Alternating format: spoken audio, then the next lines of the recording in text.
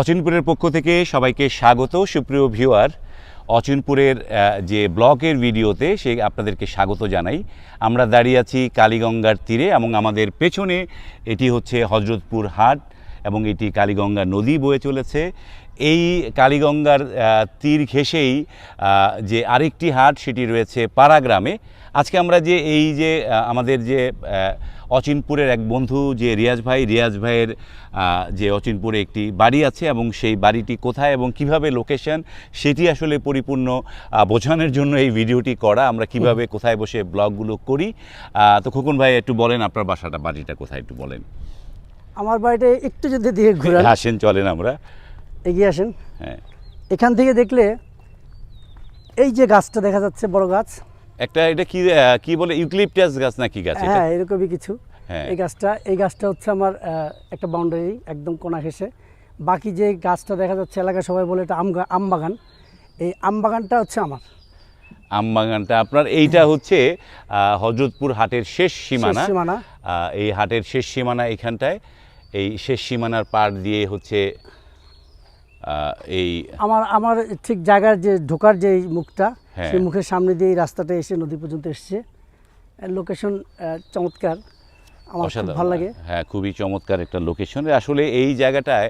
এবং আজকের দিনটাও কিন্তু অন্যরকম একটা দিন। এই মেঘলা দিন, এই বৃষ্টির এই আবহাওয়াতে আসলে কিন্তু মানে ঘুরতে বা ভ্রমণে কিন্তু অনেক মজা। এবং আমরা যে দুইজন ক্যামেরার সামনে আছি, আমাদের অচিনপুরের আরেকজন আমাদের ক্যামেরাটা ধরে আছে, তো তাকে আমরা ক্যামেরার সামনে নিয়ে আসবো। আমি একটু ক্যামেরার পিছনে যাই।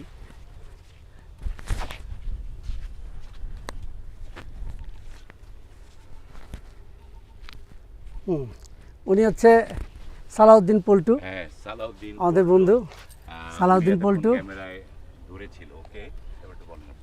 হ্যাঁ, সালাউদ্দিন পল্টু ভাই আসলে পেশা একজন লেখক, কবি। পেশা ঠিক না, এটা শখের বশে করা স্বভাব কবি। বরাবরই আমি প্রকৃতি প্রেমী। এই খোকন ভাইয়ের এই ডেরায় আসলে আমার কবি ভাব চরমভাবে জাগ্রত হয়। আমার সৌভাগ্য। এই জন্য খোকন ভাইকে আমি সবসময় পিড়াপিড়ি করি যে খোকন ভাই কবে সময় হবে। এই পরিবেশে একটা গান কিন্তু মানে মানায়, আমরা একটু গান শুনি। গান আসলে আমার গায়ক বন্ধুটা এখন আমার সাথে নেই, থাকলে একটা গান ঠিকই শুনিয়ে দিতাম। চলতে চলতে একটু গান শুনি। ওই যে নৌকা দিয়ে আস্তে আস্তে আমার মনে পড়ছিল যে আবহাওয়া, ঠান্ডা আবহাওয়া, তার সাথে যে বাতাস এই নদীর উপরে, ও মাঝে ভাইয়া যায় ওরে, এই গানটা হলে খুব ভালো হতো। ধরেন খোকন ভাই ধরেন একটু। আমি তো ভাই বাদক, তারপরেও বাদকরাই তো গাইতেও পারে, গাওয়াইতেও পারে। কেউ বাচিক, কেউ বাদক, কেউ লেখক, কিন্তু গায়ক নাই, আমরা খুঁজে পাচ্ছি না। আমার গায়ক বন্ধুটা ও আসলে খুব ব্যস্ত, যার জন্য ওকে ওইভাবে নিয়ে আসতে পারিনি, কিন্তু একদিন ইনশাল্লাহ আনবো। আমার ডেরায় মাচা পাতা আছে, আমি 2টা মাচা করেছি। এই যে এইখান থেকে দেখা যাচ্ছে সীমানাটা, ওইটাই হচ্ছে। আমি যদি দেখাই, ওই যে বাগানটা যেখানে আমার ওইখানে একদম শেষ কর্নারে 2টা, বোধহয় এখন এত দূর থেকে দেখা যাবে কিনা, 2টা মাচা পাতা আছে, কাঠের মাচা তৈরি করেছি। ওখানে দক্ষিণমুখী, সামনে নদী, বিস্তীর্ণ এলাকা, সবুজ, খুব ভালো লাগে ওখানে বসতে। খোকন ভাই, আমাদের সাথে যে কিছু গেস্ট আছে তাদের ও আচ্ছা, পরিচয় করিয়ে দিই। এটা আমার ছোটবেলার বন্ধু, আমার খুব আসসালামু আলাইকুম। ও হচ্ছে সৈয়দ এজাজ। হ্যাঁ, আমার ছোটবেলার বন্ধু, আমরা একসাথে খেলাধুলা করে বড় হয়েছি। খেলতে বড় এজাজ, হয়েছে নাকি? আমার এই জায়গাটা সম্পর্কে একটু বলো। এজাজ ভাইয়ের একটু কাছাকাছি থাকলেই হবে। আপনার অনুভূতিটা, এই যে আজকের যে ভ্রমণটা কেমন লাগলো? এই ভ্রমণটা আসলে খুব আনন্দদায়ক ভ্রমণ, কারণ এই যে জায়গাটা আসলেই মনে হয় যে মানে সেই চাঁপাইনবাবগঞ্জ, রাজশাহীর যে একটা আমেজ, সেই আমেজটা আমরা এখানে পাই। পদ্মাপাড়ের আমেজটা পাই, কারণ পুরো বাগানটাই আপনারা দেখবেন বাগানটা আমে ভরা।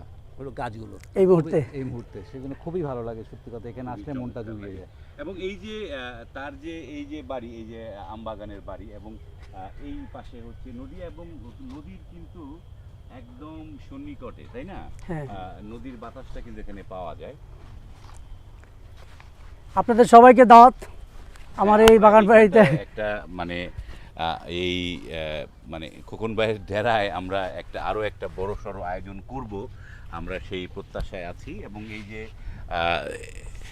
এই যে মানে সবুজকে আমরা ভালোবাসি, এবং সবুজের কাছাকাছি থাকার যে আমাদের প্রাণবন্ত চেষ্টা, এবং এই যে গত দুদিন আগে যেই ভয়াবহ ঝড়টি আমাদের এই উপমহাদেশেই বলবো, কারণ বাংলাদেশ ভারত দুই দেশকেই এই রেমাল ঝড়টি ক্ষতি করেছে। সবচেয়েতে যে ক্ষতিগ্রস্ত হয়েছে, যাদের উপর দিয়ে এটি গেছে, আমাদের দেশের এবং ভারতের অনেক মানুষের জনজীবনের ক্ষতি হয়েছে, অনেকের প্রাণহানি ঘটেছে। তার চাইতে বড় যে ক্ষতিগুলো হয়েছে, আমাদের সুন্দরবনের অনেক পশু কিন্তু মানে এই মারা গেছে এই রেমাল ঝড়ে, এবং অনেক আমি গাছপালা আজকে সকালে একটি খবরে দেখলাম, হ্যাঁ, একটা গাছের চাপায় একটা হরিণ পড়ে আছে। মানে খুব খারাপ লাগলো দেখে, যে আসলে সুন্দরবন আমাদেরকে প্রতিবার, সুন্দরবনের পশু পাখি গাছপালা আমাদেরকে নিজেদের জীবন দিয়ে আমাদেরকে বাঁচিয়ে দিয়ে যায়। বড় বড় এই যে হরিণের কথা বলি, যে এই জায়গাটায় এই যে এই অত্র অঞ্চলে প্রচুর পাখি থাকে, হ্যাঁ, প্রচুর পাখি। এবং এই যে গত প্রায় 48 ঘন্টা ধরে যে বৃষ্টি হয়েছে, এবং পাখিরা কিন্তু অনেক পাখি কিন্তু মারা গেছে, সেই হিসাবটা কিন্তু আমরা জানিও না। হ্যাঁ। যে অনেক পাখি গৃহহারা হয়েছে, অনেক পাখির মারা পড়েছে এই দুর্যোগের মধ্যে। এবং আমরা আবার জানি যে প্রাকৃতিকভাবেই আবার এই সব কিছু ঠিক হবে, সব কিছু আগের মতো দাঁড়াবে। তো ভিডিওটি আর দীর্ঘায়িত করলাম না, ভিডিওটি এখানে শেষ করছি। সুপ্রিয় ভিউয়ার, যারা অচিনপুরের ভিডিওগুলো দেখেন, যারা আমাদের এই ভিডিওগুলো যারা পছন্দ করেন, তাদেরকে আমাদের এই 3 জনের তরফ থেকে অনেক অনেক ধন্যবাদ। এবং আগামীতেও আমাদের সাথে থাকবেন। আমরা যে ভ্রমণগুলো করি, বা আমরা যেখানে বসে আমরা যে কথাবার্তা বলি, সেগুলো যদি আপনাদের ভালো লাগে, তাহলে অবশ্যই আমাদের এই পেজ বা আমাদের এই ইউটিউব চ্যানেলটি সাবস্ক্রাইব করে রাখবেন। আজ এই পর্যন্তই, ভালো থাকবেন, আল্লাহ হাফেজ।